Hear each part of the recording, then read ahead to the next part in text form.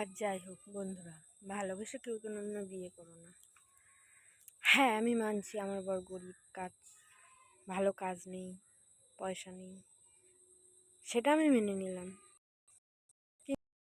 তার মন অনেক গরিব, যে মন থেকে সে আমাকে ভালোবাসতে পারে না।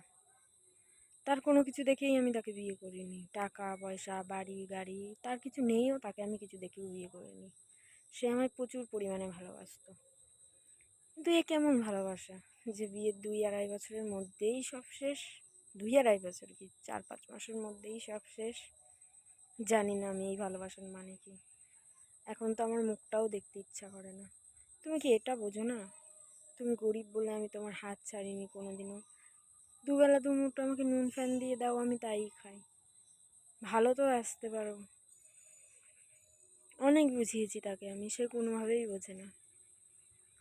না মানসিক শান্তি, না শারীরিক শান্তি, কোনো শান্তিই নেই আমার। শুধু আমার এই দেহটাই আছে। মনের শান্তি, ভালোবাসা কিচ্ছু নেই আমার। ঠাকুরের কাছে আমি সবসময় আমার মৃত্যু কামনা করি, যাতে মরণটা খুব তাড়াতাড়ি চলে আসে।